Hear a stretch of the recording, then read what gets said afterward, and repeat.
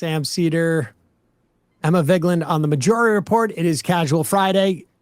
Want to welcome back to the program Dave Weigel, author, journalist covering politics at Semafor. Dave, welcome back to the program. It's good to be back. I'm looking at my window at Occupy DC, which looks exactly like it did last week, but now it's safe. Dave, I don't know if you have a car or not, but do you drive around without a seatbelt on because you're worried about a carjacking? No, because just statistically, you're more likely to be in a car crash than get carjacked. So why would I do that? Oh, well, because you're obviously not you Senate love crime. material. It's because you love violent crime. Virtue signaling over here. Yeah. Well, actually, let's play this clip right now because it's obviously because you're not a senator. And here's Mark Wayne Mullen revealing that he doesn't understand that dynamic of the chances of him being in an accident are far greater than being carjacked. Pop this up. And by the way, I'm not joking when I say this. I drive around in Washington, D.C. in my Jeep, and yes, I do drive myself, and I don't buckle up. And the reason why I don't buckle up, and people can say whatever they want to, they can raise their eyebrows at me again, is because of carjacking. I don't want to be stuck in my vehicle when I need to exit in a hurry because I got a seatbelt around me. And I wear my seatbelt all the time, but in Washington, D.C., I do not because it is so prevalent of carjacking. And I don't want the same thing happen to me, what's happened to a lot of people that work on the Hill. And by the way, hey, I mean, isn't there something so uniquely American about buying a Jeep, like a big Jeep, and being a real tough guy? Didn't he challenge, was it Sean O'Brien, to a fight on the Senate floor? But he's so afraid of seeing black people in D.C. that he can't wear a seatbelt. That's republicanism together. They're both incredibly tough, but also so weak and scared. Well, I'm torn on the carjacking stuff because. Not his approach, that's silly, but there was a carjacking problem in D.C. that spiked a couple years ago. It still does happen. It happens sometimes. And we're not going to live Minority Report, you prevent all crime. The issue is just basically a procedural issue where the city raised the age for trying juveniles. A lot of juveniles were just recommitting this crime because they weren't being tried as adults, and the city already has been changing that. And so the goofy thing about this whole discourse, many goofy things, one is just that the city had been rolling back some of the reforms that they didn't have a press conference to say, sorry, we went too far, but there was a carjacking problem. It has been getting better, but you do hear when this kind of take comes out that just there should never be any crime whatsoever in the city, which is hard to do. That sounds great. Very hard to pull that off. Being terrified of a city when a certain kind of crime is decreasing, I guess that's human nature, but why brag about it? That's just one of the things, that evolutionary traits in our brain, that we over worry about things that aren't likely to happen to us. But I'm not one of the people who say it doesn't happen, don't worry about it. It just, there are ways to fix it. If sending the National Guard to areas where carjacking is not happening is not fixing carjacking. That's been the craziness this week of the mismatch of this visual TV response and the problems DC's actually been dealing with. The fascinating thing to me too is just the absolute fear of cities that is just not warranted. And the idea that they could cut $1 billion from DC's operating budget and then send in the military ostensibly to make things safe. I don't know if they're going to permanently occupy DC. They don't, statutorily, they don't seem to have any authority whatsoever to do that. What is the sense that you're hearing down there in terms of like, are there any national Democrats that are saying, hey, this is a bad idea, this is ridiculous? I know that the Attorney General for DC has sued now to basically say like, and that the mayor and the Attorney General are saying the DC police chief is still the DC police chief. Do not listen to, like, what happens in that situation? Do they have some type of standoff? Their power is, well, you have officers of the law taking orders from somebody else, told to take orders from somebody else. What they asked for in D.C. was a temporary restraining order so that the police chief is in charge until a court rules. And everything's following the same pattern. So there's the D.C. You file a lawsuit, you get a panel of 3 judges. If they're Trump judges, they'll usually find some reason why actually what Trump did is fine. That happened 5 minutes ago with the CFPB layoffs. If you get Katsas and Rao, you know they're going to say, actually, we read it. We read the Constitution. Trump is fine. Don't worry about it. And then you go on bonk and try to get the whole circuit, and then they go to the Supreme Court. Same thing. But if you're lucky, you get a restraining order, and she's in charge. The police chief's in charge again. But you're getting it the way Trump was trying to divide Democrats in the city, which was pretty effective, and how he's overreaching because it's more politically advantageous for him to just make it look like Democrats are crazy and they can't run the city. So he understood that in D.C., there's the mayor, Muriel Bowser, and there's the council. The council has been more progressive on crime than the mayor. One example is the city decriminalized fare evasion because of studies that said, it was hitting black youth more than white people. She was against that. She vetoed it. They passed it again.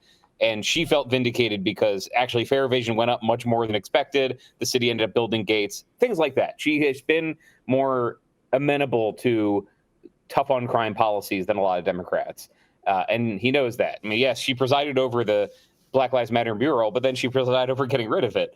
So Trump understood her, somebody he could manipulate. And she initially, at the start of the week, was criticizing the takeover, but saying they could work with it. So she has this community meeting, a virtual community meeting on Tuesday, where she says, we actually could use more cops. To your point, the House just kind of out of spite cut $1 billion of taxpayer funding. If DC for taxpayers paid the $1 billion. It's in the federal budget because of the crazy home rule situation. And the House just said, well, we're cutting everything. So haha, we don't trust you. We're cutting it. She was trying to navigate around that. And how she did was not cutting policing. She cut a bunch of social programs instead of policing. Bowser's message has been, I love cops. They're great. I want more. Give me more money for cops. And her reaction to the takeover is, you're sending more resources. Great. But our police chief is willing to work with you. You're undermining our sanctuary city policy. Great. Muriel Bowser, don't like the sanctuary city policy. And he started to divide, I wouldn't say effectively, because it's been pretty chaotic every day. What they're doing now is it's kind of stunting on them and saying, well, we all know these people can't run anything, so Pam Bondi's going to run it now. And the DEA is going to run it now. And we're going to just you're going to have to fight us in court for the ability to run this. The premise being, and this is the premise of everything in Republican politics right now, the premise being that liberals ruin their cities and we need to take over because you're all idiots. That is through gerrymandering. That is the premise of gerrymandering, that you guys deserve fewer seats because you can't control yourselves. We need to wipe out the Kansas City seat. We need to wipe out the Nashville seat, etc. That's the premise here.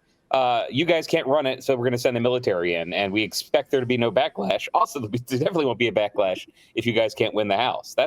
And so the National Democratic response, I get into the Bowser one because it's a little more complicated. The National Democratic response, I think, not muddled, it just wasn't been very effective. It's, hey, DC deserves statehood, don't take it over, and the crime has been going down.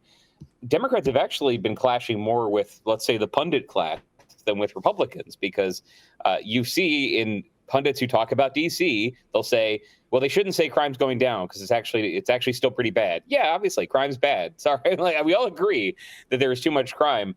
It's tough for Democrats to get their tiny megaphones into this conversation. The argument is, hey, we all agree crime's bad. The city's been trying to reduce it. The city needs the money that people paid for to reduce it. Don't take it over. If it's translated on TV as Democrats don't think crime's a problem, then I guess they lose that argument. But there's many arguments they lose because they try to explain themselves and it just gets mangled on TV. So do you think that this is going to, Trump's overreaching and is actually like sort of move past where the point of the wedge issue was, at least within the context of DC. Do you think, have you seen any evidence that there's anybody in DC Democrats who are saying this is why we need statehood? Ultimately, because that's really the best thing that Democrats can get out of this, is that they actually use this as a leverage point to, in the event that they get into a position of power over the next 2 to 4 years, really, I guess, 4 years or so, DC statehood is on the table, and there is a real clear need or understanding why you would need DC statehood. Yes, that's another thing where Democrats are very comfortable saying they support. There is no Democrat I'm aware of in the Congress who doesn't support statehood. When the bill comes up, they vote for it. The problem has been you need 60 votes in the Senate, and then you're going to get constitutional challenges on it. And there are some Democrats who, because they know the constitutional challenges are coming, say, well, what's the point of doing this? The closest they came was there was a bill that would have expanded the House by 2 seats in 2009 when Utah had grown fast enough that they correctly said they deserved another seat because the census had not captured their population growth. And it was going to be one more seat for Utah, one more seat for D.C., passed in the House, and this is, you can go back and litigate the Obama years and how they didn't leverage their power effectively. If they could go back in time, if Democrats would go back in time and knew it was coming, would they have banned gerrymandering, given DC statehood? I think probably. I think even Joe Lieberman probably would have been negotiated with on that. But in lieu of that, yeah, every Democrat's in favor of this. And so the Bowser, I'm kind of simplifying it by saying the Bowser position, but they're Bowser position and other Democrats. The Bowser take, the DC reformer take is, oh, well, in order to get statehood, we need to be seen as a place that is so obviously ready to run itself that we get it. And the other Democratic take is just listen to Republicans. They don't want to give it statehood for power reasons. And Trump will say that. Trump will say, as he did at the Kennedy Center, no, don't give them statehood because they get 2 Democratic senators. That's it. The city could turn into paradise. It could have no crime for 10 years, but it would elect 2 Democrats to the Senate. Therefore, don't give it statehood. And so is there some future compromise? You can imagine a Aaron Sorkin compromise where, I don't know, you get a third Dakota or something, or Alberta gets admitted to the Union. As a trade-off, Alberta is going to leave Canada. They're going to get 2 Republican senators. DC gets 2 Democratic senators. Great. But the idea that the feds shouldn't be able to intervene in DC because it's been denied these rights, I think that will intensify. And Democrats need to be ready for Republicans to never agree for power reasons. You're never going to get the city so clean that they want to give it statehood unless it started voting like West Virginia. The fascinating thing, I think they'd be interested in it. Right, of course. And the fascinating thing is that this is analogous in some ways, although I think there's some evidence that maybe it's changing a little bit, to the redistricting fight.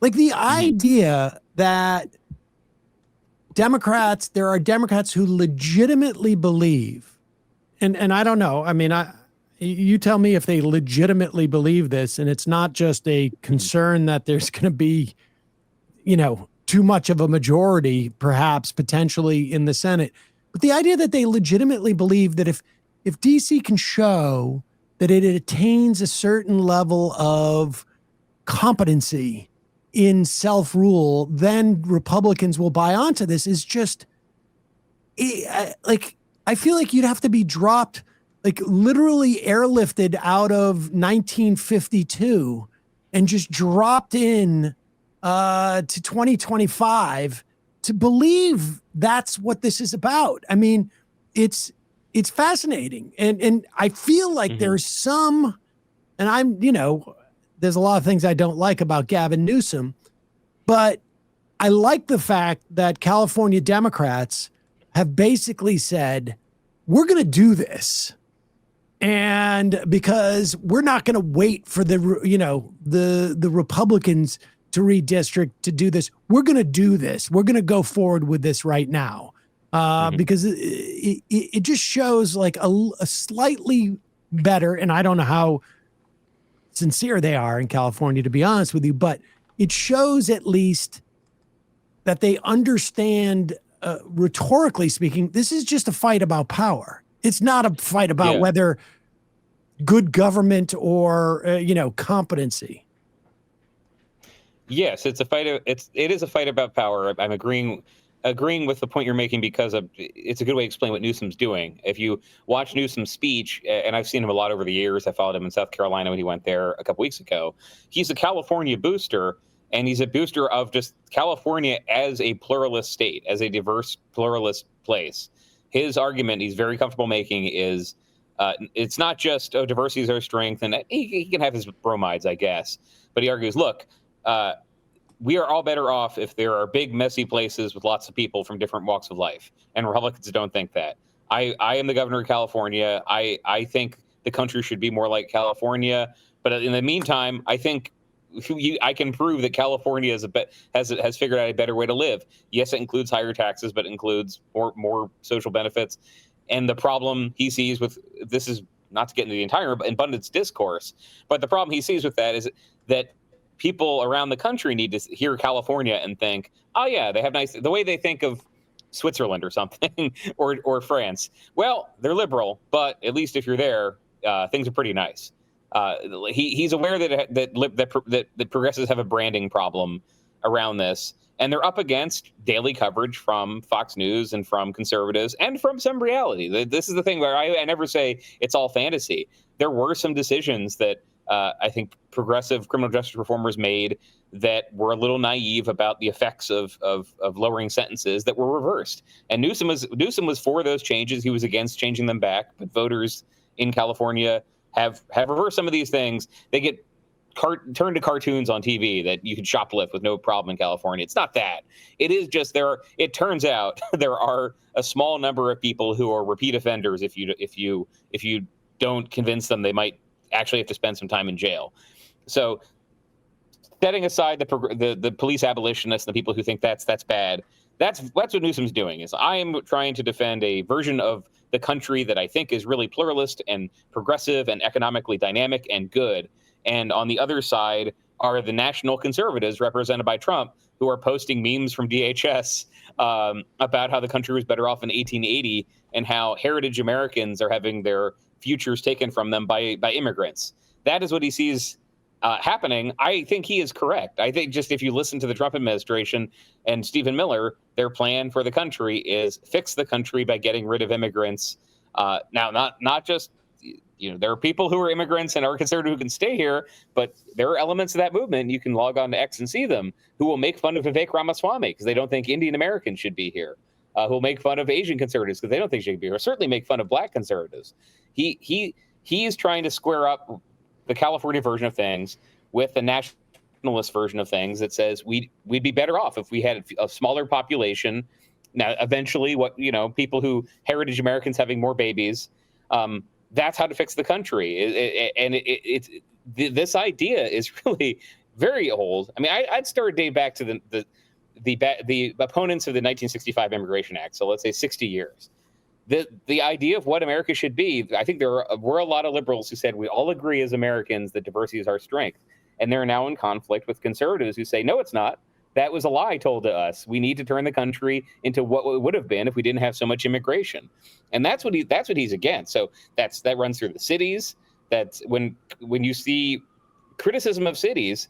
One thing I see online a lot is criticism of like Canal Street in New York, which is not a bed of crime. It's like there are some people, some are immigrants who are selling goods on the street, and you'll see criticism. That's what the third world looks like. We shouldn't have that. Does it look like parts of New York in 1880? It kind of does. It looks New York. Exactly like, except for in 1880, there's a lot more people on the street selling stuff. Yes. I mean, but there is this idealized AI-created version of the past that Newsom's competing with. Well, I mean, and to be fair, we should also say that it didn't start in the conservative movement in 65. It started, you can go back to 1920. You can go back. I mean, there is a history of this. The political parties may have shifted, but there has been, since its founding, there has been a sense of, or at least shortly after its founding, a sense that, we want to have a certain purity in the who we consider to be actual Americans in this country, but specifically on the gerrymander. I mean, my sense of Newsom is that he's a bit of a sieve, like you say. He's reacting like he reacted very quickly to the narrative that, the podcast bros and we should be, he didn't go as far as saying like, I'm glad we can say the R word now, but he did sort of adopt a lot of that stuff. He actually trans kids under the bus, had Steve Bannon on. Yeah. I say that only because he is, in my mind, a bit of a barometer. Maybe, whether he's accurate or not, I don't know, but he certainly reacts to what he thinks is out there. And it seems to me that he's moved from, if Texas does this redistricting, we're going to do it, to we're going to do it. Or at least like, we're edging up to, we're going to do it. And you do what you're going to do.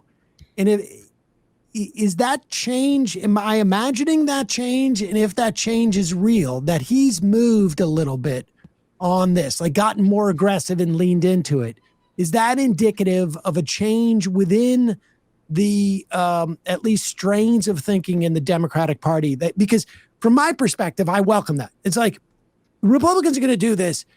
I think Democrats should go ahead, full steam ahead, and do the redistricting, because I think it's going to benefit Democrats in the long run, because they have done less of this. They don't have to cut into safe seats to do the redistricting in the way that Republicans will.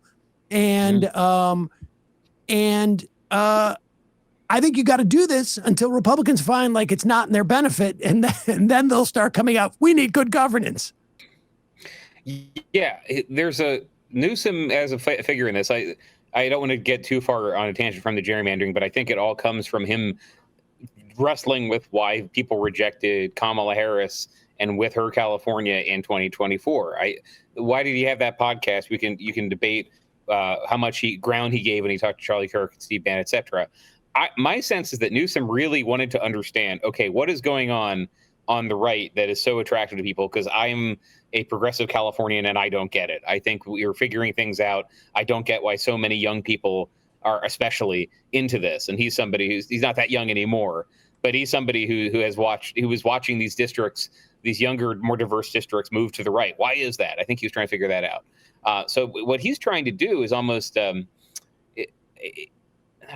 he's making this argument that democracy is at stake. You're not going to have the right to choose your leadership unless you vote for this gerrymandering proposal in California, the anti-vote rigging proposal. And if it sounds a little bit like Democrats saying democracy is at stake in 2024, he's saying, no, seriously, though, be willing, please, Californians, to pause this map that we got an independent commission to draw and draw 5 seats because Trump is trying to ruin the country. And it's audacious, but is it that much more audacious than a lot of Republicans talk, or a lot of Republican governors talk? Because if you guys consume some conservative media, know what's going on. When I hear him talk about the threats to freedom, I've heard the same thing from Republican governors in red states for years. Barack Obama is going to do Jade Helm, and he's going to take over communities. He's talking about Jade Helm today, and now literally they're doing it. They're going to have agents steal your guns. COVID was supercharged this, and again, to be fair, and Newsom was one of the governors who that there were people who wanted to go to church and they couldn't go to church during COVID. And for a lot of people who voted for Trump in 2024, that was, we need to vote for him to save our democracy from the threats of the state. That's the Kennedy version of things. Newsom is using the same sort of appeal, saying, yes, we all want to just kind of glide through life, but your freedom is at stake. It is worth voting this way because your freedom is at stake. It's a Flight 93 election. That's what I hear him doing. And when he talks about gerrymandering, he's not saying, I love gerrymandering, it's awesome. He's not saying California deserves more seats, which is what Republicans are saying about themselves in Missouri and Indiana. Their quotes, if you see them, are just, yeah, we should have more seats. Trump wants more seats. We should get them. His argument is that, look, maybe one day you'll vote against me, but we'll never get our country back without this. We're going to turn into Nazi Germany. I mean, he didn't say Nazi Germany, but he talked about the 53 days. And that's a reference to Hitler consolidating power. So, yeah, I said audacious before, like repeating myself. What he's doing is very audacious for a Democrat, because even when Democrats talk about democracy, yeah, well, it's even when they talk about democracy, it's more like the Biden version of folks, we need to restore our democracy, but we're not going to break the filibuster to do it. Right. We're going to debate this. We're going to have our DOJ get some consent decrees. But look, it'd be a bad idea to have our DOJ go after Donald Trump on January 21st. And they look at Republicans, they being Democrats, look at Republicans saying, boy, it looks like you could just take power and do stuff. And if they can do that, how do we get Democrats to feel like motivated enough to compete with them? That is what Newsom is trying to do. And I feel like the coverage, I'm not going to criticize the coverage, but he's trying to make it a bigger than partisan thing. I don't know how effective that will be, because he's going to have on the other side, not just Republicans, but the League of Women Voters in California has said it's going to oppose this ballot measure because right. I mean, this is it said in the LA Times, like, well, yes, authoritarianism is happening, but we shouldn't get rid of this great reform in the meantime. That's my point, is that like I wonder, for a Democrat, this is a big move. This is like basically saying, like, we're not going to be bound by norms right now. We're going to address the moment we're in and what we're actually facing, and not hope that it's, cooler heads are going to prevail. And I wonder if, and I guess we'll find out, but he doesn't strike me as a guy who's going to go too far out on a limb unless he's, somewhat confident that there's some support for this, which I think, when part of the problem is you could just go back and look at like Democrats, 15, 20 years ago, the vast majority of voting Democrats wanted their politicians to compromise versus Republicans who did not. And that has changed dramatically over the past 10, 15 years. And I think, Newsom is reflecting that, I hope. It's just the idea that the League of Women Voters is like, well, we've got the military in DC, but the important thing is that we maintain some type of because if we're not an example, who will the folks in Texas follow? It's just doesn't work like that. Can I have a bit of a thought that it's maybe a different, perspective on it, because there's all this talk about how Mamdani's victory is not replicable outside of New York City, but Newsom's actions here feel a little bit more specific to California even than a broad-based focus on affordability, and not just in the way that the Democratic Party talks about it, but a redistribution of wealth or taxing the rich. Like Newsom, this is good partisanship, but it's only made possible given the size of California and its blueness.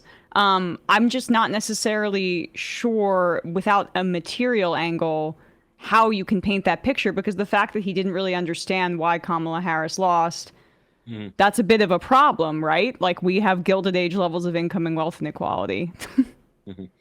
Right, but he also was thinking about what aspects of pluralism in California piss people off so much. And he really does try to understand a lot of conservative rhetoric to see what's so popular. I'm not trying to do like this Gavin Newsom MASH contest. I just think he is different than some Democrats who just say that stuff's crazy and I don't want to listen to it. I don't want to platform it. And that has, you can see it's like almost like in the mediocre Matrix sequels where like Agent Smith gets defeated, but then he gets the good Neo code and he's able to compete with them. I'm not saying that's what Newsom thinks he's doing. I'm saying, as somebody who watched that mediocre Matrix movies, that's what I thought. Is that he's like taking some of the tactics that he thinks is working for the right. But yeah, not replicable everywhere. Obviously, that is what you're finding, and each of these states has its own rules. Democrats are learning that they kind of built up this lattice work of rules to protect voters that make it harder to then take power from voters, which seems like the way they should work. When I was in Michigan a couple of weeks ago, and I was asking the Democrats running for Senate there, hey, there's a nonpartisan commission in the state. Should you get rid of that? And they said, and they're not naive. They're saying, no, here's the thing. We would never have won back the legislature but for that commission, because Republicans gerrymandered it for so long.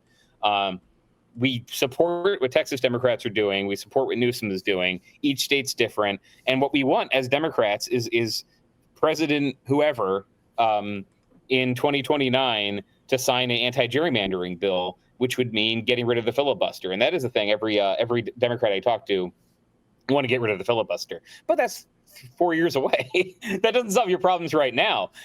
This is a real fight inside liberalism, though. I was at Netroots, which maybe we'll talk more about, but that was a topic at Netroots Nation. Was there are lots of liberal groups and liberal donors who just still say, like, but can't we, once the backlash comes, can't we roll this back? And there are other, I'm using liberals and progressives interchangeably, but like the liberal legal movement's what it calls itself. And there are other people in that movement saying, you guys are idiots. Like, you need to think like a conservative in 1992 when they were writing law review articles about the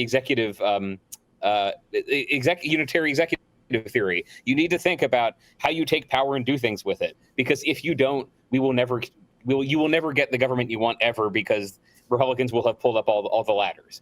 That's a real fight happening. That's not just around these districts, but that's how it affects the gerrymandering fight. Because in New York and Virginia, Democrats took power and said, we're the Democrats, we're going to have rules that you can't just rig these maps. Same thing in Colorado.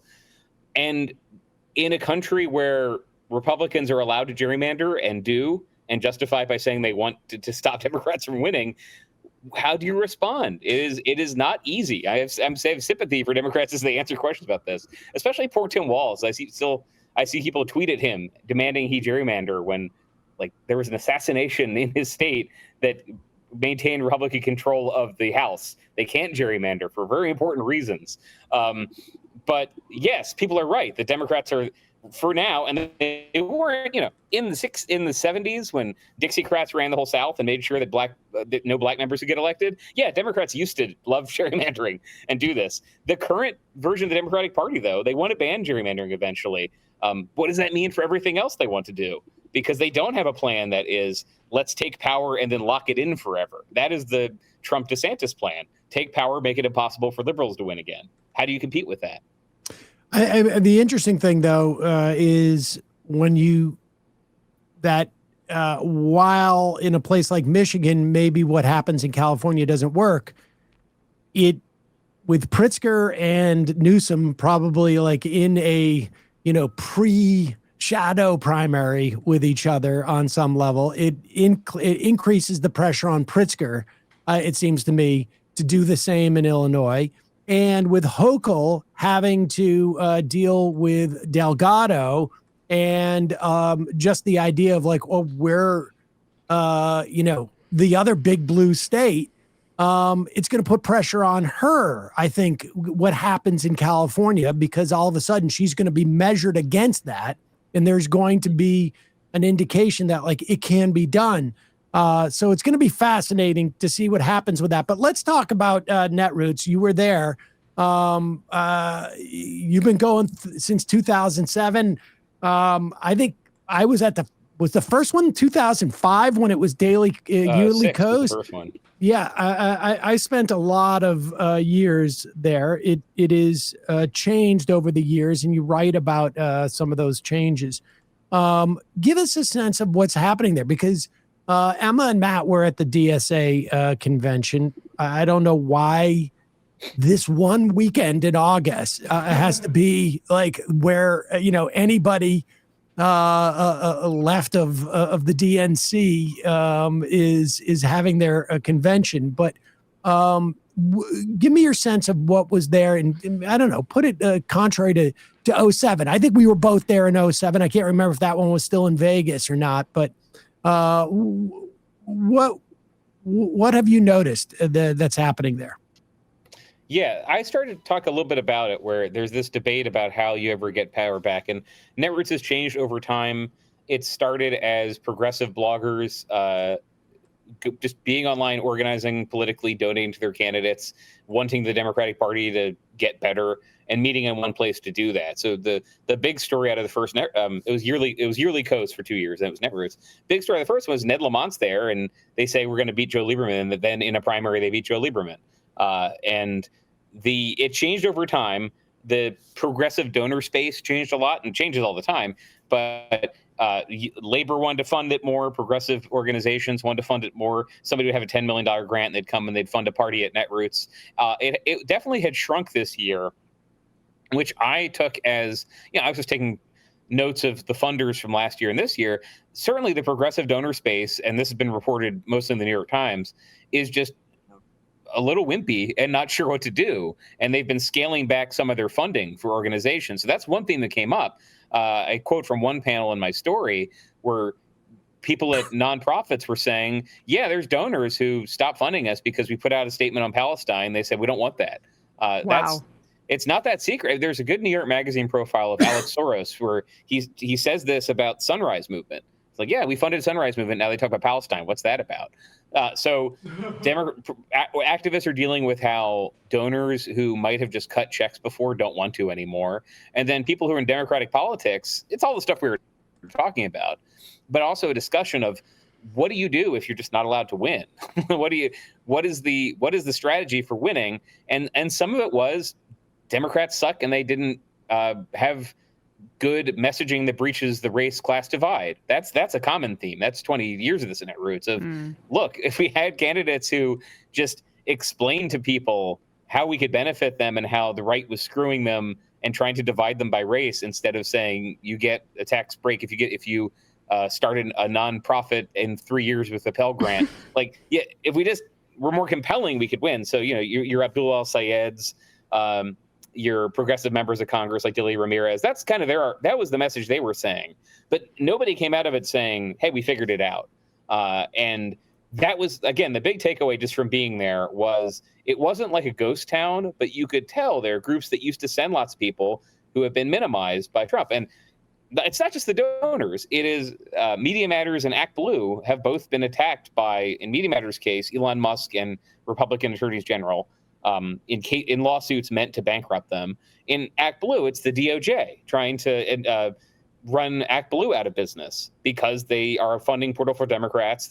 The premise is that they're not stopping secret foreign money from getting in, which would be legal if they just had a stable coin, I guess. But it's a real problem if Act Blue does it. And so I was surprised. Now there was some media competing. There's competition, as you said, with a DSA convention, which is an overlapping story. Very little media there. And I think it's just right now the left is seen as mostly like a problem for the Democratic Party. What do they do with it? This is how the Mamdani story is covered. But that's important. If the organizing capacity of the left is being strung in by donors and by investigations, look, that is a much worse and much more real version of what conservatives said was happening 10 years ago when the IRS was not giving tax status to every Tea Party group. This is happening under Republicans of trying to undermine progressive organizing. And one, it's been pretty successful. Two, some of the donors are fine with it. But that's a difference. I mean, this is a story for like a massive story that involves organizations that don't let anyone into their meetings. But the large donors saying we're not sure what we should be funding anymore because we think progressive activists are too crazy and too focused on Gaza, that is there are some Democrats who think that is good because they do not want those activists to have much of a role in the party. They do not want them to be the face of the party.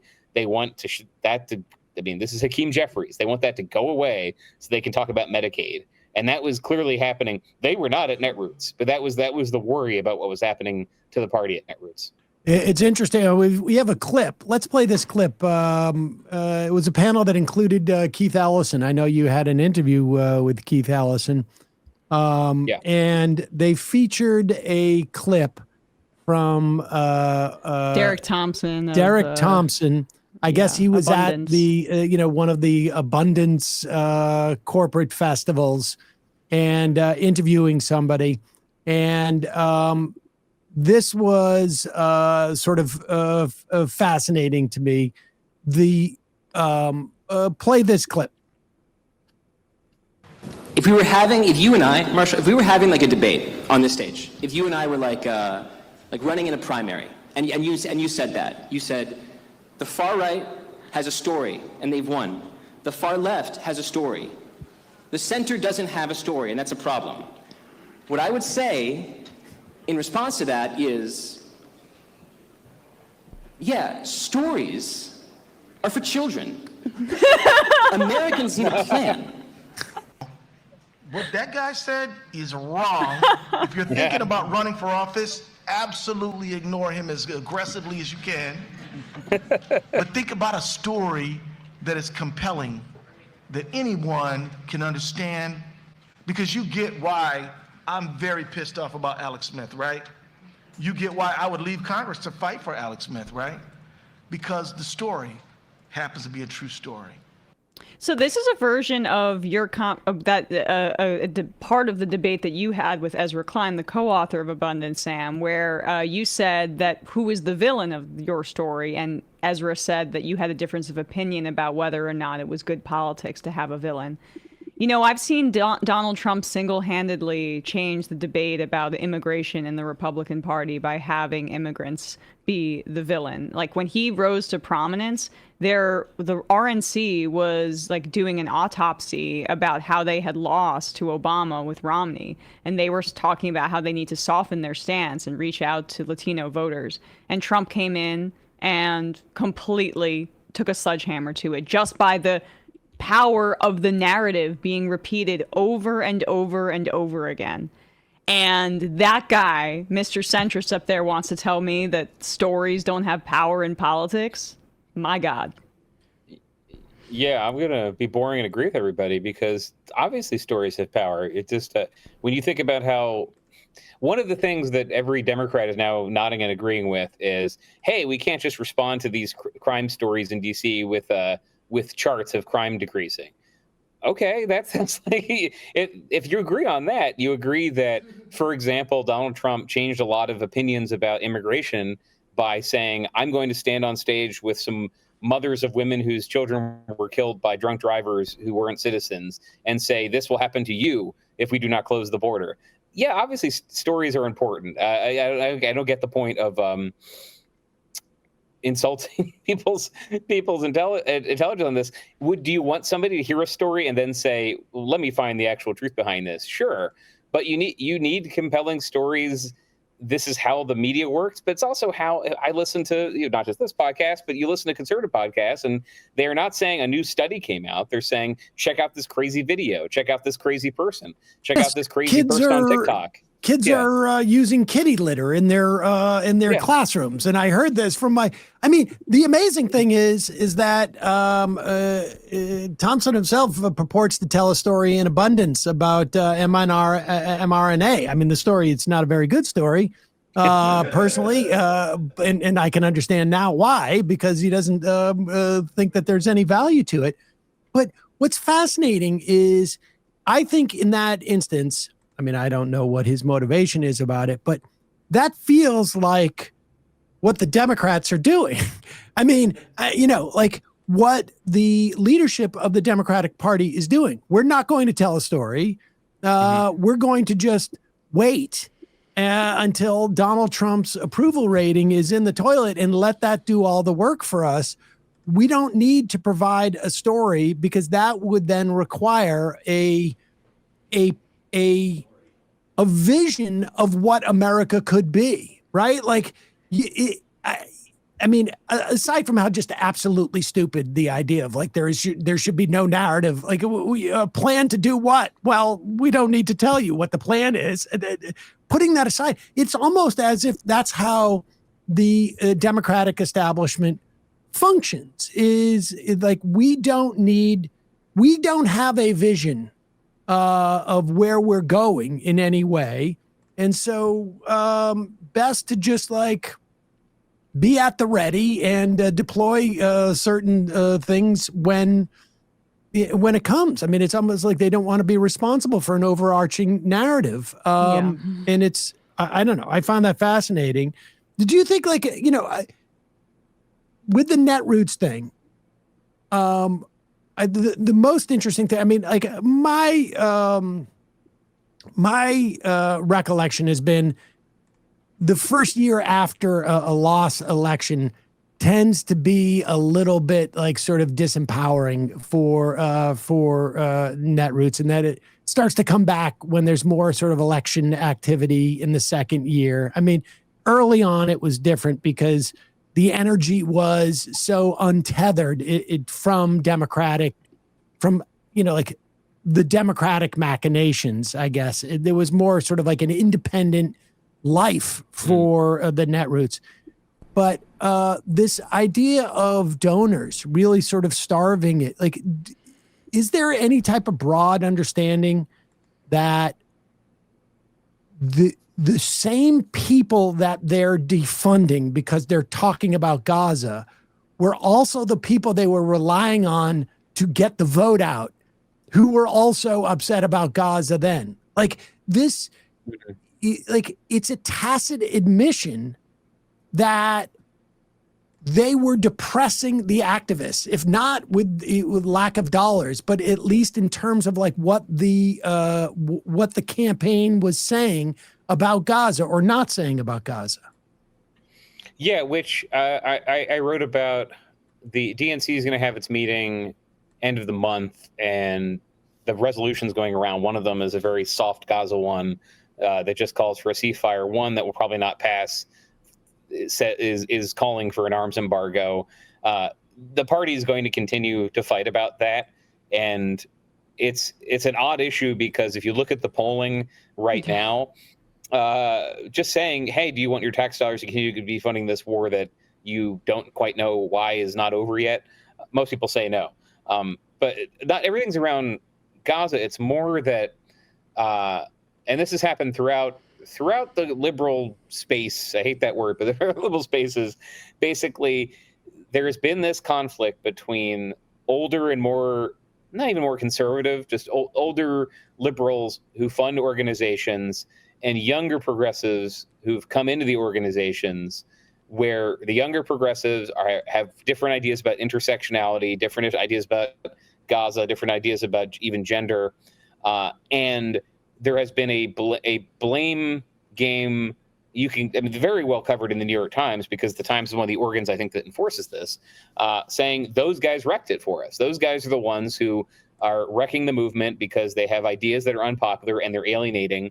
The party was in better shape when when the people in the room were labor leaders who didn't care about this stuff. And even the labor leaders we have, this is Democrats talk themselves in my fantasy monologue, like Randi Weingarten is and her ideas appeal more to the people we have already, the liberals in Tacoma Park in Berkeley. We need those people who come from Northeast Ohio. How come we lost them? Well, part of the reason is because of these crazy progressives coming in. And you've seen this even in the fight over universities and them paying out settlements to the administration. You started to see some academics publish essays saying, look, can we just cut bait and like saw off the humanities people because they suck and I want my funding and I'm tired of them. And you have to give Trump his role in this. Trump is in his first term, because I know he didn't win the popular vote. Democrats said this is an aberration. This is a more progressive and diverse country that did not want him to be president, and politics moved to the left with all the people I'm just talking about moving in tandem. There was not this disagreement from the Democracy Alliance donors and the young progressives. That's why you saw like NARAL and Planned Parenthood, et cetera, saying, yes, we support to fund the police. In the second Trump term, you now have these people, and what's the popular vote? 49.9% win. Because he won the popular vote, there is this sense that they have lost the country. This is several elections now of being unable to win places like Northeast Ohio. And those donors saying, we got to do something about these progressives because they're so alienating. And Republicans get that. I in lieu of Democratic leadership that people know and respect and think are good, the Democratic leadership assigned by Republicans every week is like the craziest liberal they can find online. And that was the entire Sydney Sweeney discourse, was just, there are some people on TikTok and some columnists for liberal websites who have this opinion. That's the Democratic Party. And after that, it was, there are sorority girls dancing. There might be some liberals who are against this. That's the Democratic Party. How do Democrats get this electoral coalition that's not identified with that? That's where Republicans think they've got progressives over the barrel, is you guys can't do that. We can build on the right a coalition of conservative Latino dads and white evangelicals and free press subscribers who hate liberalism, and you guys can't put a coalition together of conservative union members and Berkeley gender studies majors. You can't. So we're going to keep blowing it up. What's the response in the left? They have no idea what to do. They're progressively say the thing we do is build solidarity and remind people that it should not matter to you if a school has a gender policy you don't like somewhere else. Meanwhile, that your tax dollars are being redirected to Peter Thiel and your 401k is being put in private equity or in crypto. They're distracting you. That's a message the Democrats are happy making. But there is that view there that we need to do something so people don't think Democrat and then think some annoying college student. And that's basically, imagine a world where there is no conservative media. I don't think you get that. Conservatives had a version of, I wouldn't say this problem, but let's stimulate. Since Elon bought X, there's a lot of more very far right content on X that if you showed it to a swing voter, they might say, that's pretty gross. Like for the stuff we were talking about before of people fantasizing about how great it would be to deport Vivek Ramaswamy and give his house to Americans whose family fought in the Civil War. That's probably not that popular around the country. Why are they not forced to own that with swing voters? That's an interesting question that no one has figured out an answer to. And I've seen Chris Hayes ask this. How come J.D. Vance does not have to answer for some opinion he follows, and every Democrat has to answer for some random person on TikTok? It's not a rhetorical question. I think that is one part of it is the anti-woke backlash means just less interest in saying you won't believe what this Republican said. I mean, Trump exists. You'll believe what they said. You'll believe somebody said this on Twitter. But why is that political movement, which is not a majority movement, which if you went down to South Texas and showed it to a person who voted for Trump, hey, here's a guy who thinks you're not really human, they might not agree with that. But how come they don't own them too? I heard a little bit of that at Netroots, but there is a fatigue because people voted for Trump last time. He has run 3 times and gotten more votes each time. There's just this punch drunk attitude. Okay, maybe much of the country will put up with stuff that we think is anathema to democracy, is authoritarian, is racist. If they will, then what do we do? It's really But tough. the answer's in their face, right? Like, I mean, this is what's frustrating about this conversation is an overarching vision about a working class coalition, and it's about improving people's standard of living by taxing the rich. That's the answer. That cuts across everything you're saying and gets ahead of the whatever aesthetic cultural elitism that they're trying to harness. And like, I'll give you credit, Dave, you were much more bullish on Trump winning or having a really good shot than I was, and I was wrong about Harris winning. So I defer to you on some of this stuff. Like, you know, that could cut across some of that squishiness that you're talking about. Well, at the same time, sorry, I've been interrupted, but also Trump, if he was running as Mitt Romney and saying, and I'll cut Social Security, I don't think any of this would work. Right. like you need him to do that too. But Sam, sorry, I interrupted you. Yeah. No, but I'm curious about that question because I think part of the answer is the nominal left of center has less resources to do that now, I think, than it has probably at any time in the past 15 years. Right? Like you mentioned, Media Matters is gone. They were a juggernaut. CAP is a shell of what it was. They basically jettisoned everybody from that organization, I don't know, 5 years ago, who they just hired Anthony Blinken, so they're not going to embrace the pro-Palestine. It's always energy. It's always been it was developed as a sort of like a Clinton in exile, but they had a lot of progressives there. I mean, Faz was there, Sirota was there. I mean, people came out of that operation and were putting out content. And, I remember 10, 15 years ago, if you would talk about a lawmaker in the Iowa legislature, a Republican who had some crazy idea, people would be like, what are you doing? That's ridiculous. Meanwhile, they could look at one person at a protest on the right and say, like, look at the Democrats. They're they're wearing stilts, and and so this dynamic is sort of like built in, I think, to the nature on some level of the difference between the way society is set up, at least since probably the 60s, where hippie punching still echoes on some level. And we still have a Democratic Party that is defined by that attitude on some level, where they feel a certain defensiveness. I think the Gaza stuff has sort of like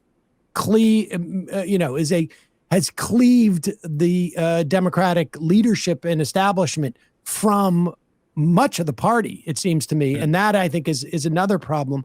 But what do you think? I mean, aside from like the loss of resources, cap, Media Matters, I think having a social media, having Twitter owned by Elon Musk at this point, particularly when we don't have blogs in the way that we do, we have this consolidation by Instagram and Facebook in a way that we didn't when it was Yearly Co's or Netroots Nation early on. Things were far more, small d democratic and populist, just in terms of the media. I mean, we just don't have a similar dynamic to that. Maybe these shows like this somewhat replace it, but not exactly. What is your sense, if it doesn't include those things, as to why Democrats are in the defensive mode? Aside from the fact, I think Emma's point is, well taken. You need to have a positive agenda or an aggressive agenda or a proactive agenda. The best offense is a good defense, right? I mean, they attacked Kerry for being for what his strength was, but aside from that, taking these individual moments, and there's plenty of them, maybe there's too many, but in blowing them up. I mean, Epstein is the only thing that's happened like that, and that's not such a small thing. And it was only on the map because of the right. It was. That's you identified something about the Epstein story, which was that in the current configuration of the parties, this is, I think, somebody called this the crank gap. It might have been Matt Iglesias, because he likes to coin terms. But there used to have a disaggregation of people who didn't trust the government. And frankly, just talking about media, I've been listening to not just a lot of podcasts, but a lot of old podcasts. And I'll listen to a podcast from 2009 or 10 or 14, and you'll find a guest on that who I checked their writing since then. And they in 2010, 14 were at Bush sucks. The Republicans are trying to destroy the country from within. The Department of Homeland Security is a mess, etc. You look what they're writing in 2025, and they're like, Trump's amazing. He's blowing up the deep state.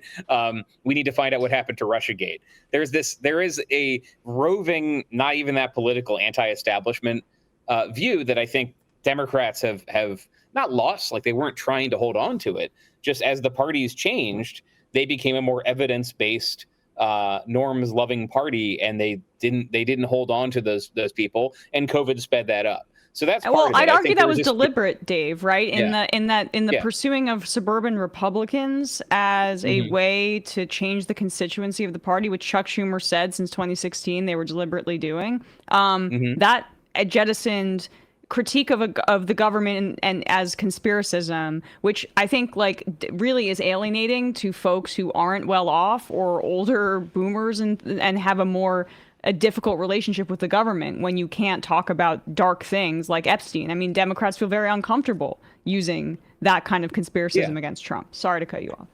No. Let's have some back and forth. That's fine. I think but it was interesting because it was so unnatural to them. Whereas something that's totally forgotten politically these days is 2006. The Bush administration is making a deal over ports management with a company from Dubai, and Chuck Schumer leads the charge in saying that's terrible. We can't have this Arab country running our ports. And just Democrats wouldn't do that anymore. They wouldn't say we're all in on a conspiracy theory that the color of skin and like the funding of these guys is a national security threat. Yeah, they just don't do that anymore. They have become a more let's defend America with facts and reason party, which I'm not saying even is bad, but the discourse, the conversation that sometimes is who would Bill Hicks be voting for now. That's what I mean. Is I just feel there's sort of a I don't trust these frauds in power mindset that is now entirely Republican, and there's a lot of organically popular media that has that mindset. That's the Joe Rogan thing. What would you've seen some Democrats go on Joe Rogan and he doesn't really push them on that stuff when they've been successful. Your John Fettermans and your James Talarico's, and Republicans are successful. That's why they got bit, is because Kash Patel will go on Joe Rogan's show and say he's got all this information that he won't release it. That's been losing those people. But I'm thinking the audience of those people, the people who were floating between the parties before and always hated George W. Bush. I wrote about them in 2016. I was finding these people who voted for Ron Paul then were voting for Bernie Sanders. I've always been interested in that kind of voter. That consumer is very important. And that this is one fractal of what we're talking about, but that media Democrats are not seen as credible because they were the party that in 2020 was saying stay at home to avoid the spread. And I think that hangover is going to last for people for a while. How come Trump gets away with it? I have no idea. That's a complicated question. How he's made people forget he was president during all that. He's just overcorrected by destroying vaccine research, I guess. So what do Democrats do in this media? It's I feel like part of it is funding. So it's not like, and Charlie Kirk's media network, the TP Turning Point Network, it's very successful, but it involved lots of startup capital over many years. Tons. Same with Daily Wire. Being taken very seriously. Oh yeah, Daily Wire, same thing. Which has made a ton of mistakes and lost its CEO over them over-investing in a bunch of media products that didn't work. Mm-hmm. But it didn't go it didn't get shut down. like Think Progress got shut down. And so one thing I'm glad this ties to what I was saying before because I was worried I was getting too rambling. Yeah, progressive donors, I think, need to be ready for some stuff to bloom that they don't like, because on the right, that happens. There are conversations that happen on right-wing media funded very well by large conservative donors that are not helpful for Republicans that day, and it doesn't matter because people stay organically interested in it.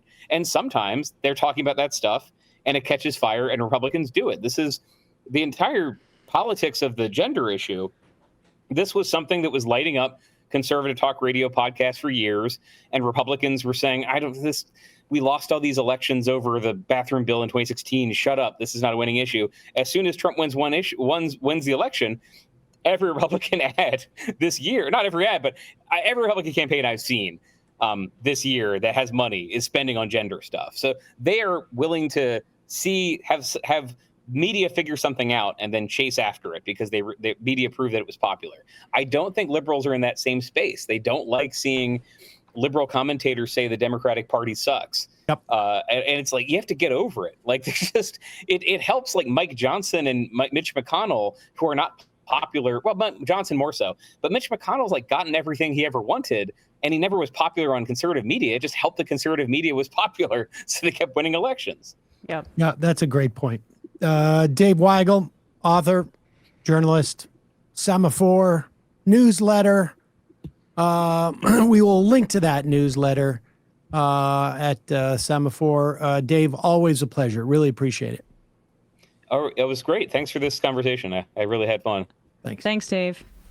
Hey, folks, don't forget to hit the subscribe button and check out our daily show. We do it every day at 12 p.m. Eastern for about 2.5 hours. We even take phone calls. You should check that out.